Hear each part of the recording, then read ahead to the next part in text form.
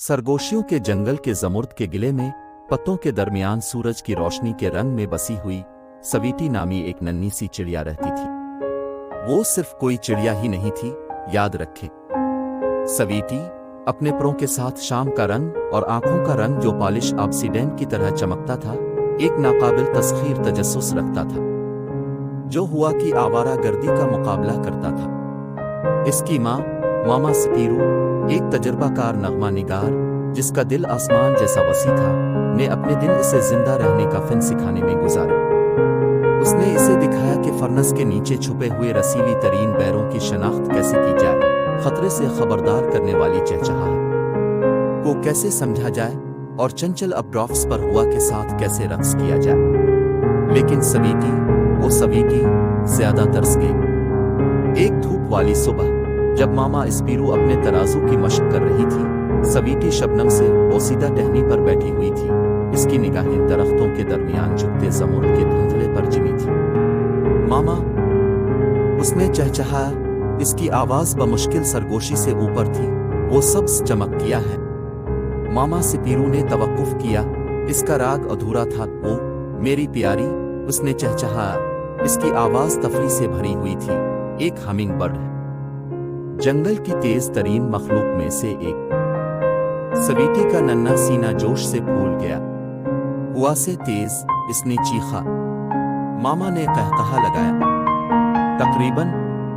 लेकिन याद रखो प्यारी, हर मखलूक की अपनी खूबियां होती हैं। तुम शायद तेज तरीन ना हो, लेकिन तुम्हारी तेज आंखें और एक ऐसा गाना है जो बदमिजाज बैटल के दिल को भी पिघला सकता है। सवीटी ने इस पर गौर किया, इसकी पेशानी को झुका दिया। वो हमिंग बर्ड की रफ्तार का तजुर्बा करने के लिए तड़प रहा था। जब वो दरख्तों के दरमियान झक रहा था तो हुआ को अपने परों से महसूस करने के लिए उसने मश्क में दिन गुजारे, अपनी पूरी ताकत से परों को फड़फड़ाते हुए। लेकिन उसकी तरक्की सुस्त थी, जिसकी वजह से वो हौसला शिकनी करता रहा। अपने बेटे की मायूसी को देखकर मामा स्पीरू इसके पास आ गई। इसकी आंखें हिकमत से चमक रही थी।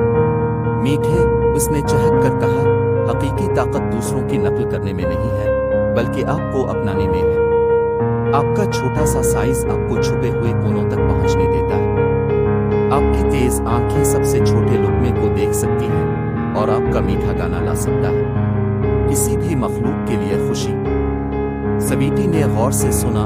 इसकी भनवर पिघल गई। से एहसास हुआ कि मामा ठीक कह रही है। उसने अपनी ताकतों का इस्तेमाल छुपे हुए बागात को तलाश करने, खुफिया आबशारों को दरियाफ्त करने और अपने छोटे से दिल को गाना शुरू किया, जिससे बदमिजाज मकरोहे और यहाँ तक कि एक बदमिजाज बूढ़े बैजर के चेहरों पर मुस्कुराहटें आईं। एक दिन जंगल में एक तूफान आया।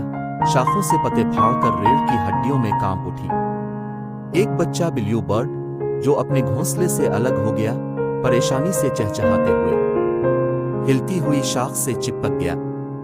हुआ इतनी तेज थी कि बहादुर परिंदे भी उड़ने के काबिल नहीं थे। लेकिन सवीटी, इसका छोटा साइज एक फायदा है, तूफान के जरिए झक गया। इसके पंख गुस्से से धड़क रहे थे। वो बिल्यू बर्ड के पास पहुंचा, इसे अपनी पीठ पर धकेल दिया और नाकाबिल यकीन अज़्म के साथ हुआ से लड़ा। ने मखलूक को इसके परेशान वालिदैन के पास वापस ले गया। इस दिन से सवीटी अब सिर्फ एक मुतजस्सिस चिड़िया नहीं रही थी। वो स्वीटी द ब्रेव था, बड़ा दिल वाला छोटा परिंदा और एक ऐसा गाना जो शदीद तरीन तूफान को भी पुरसुकून कर सकता था।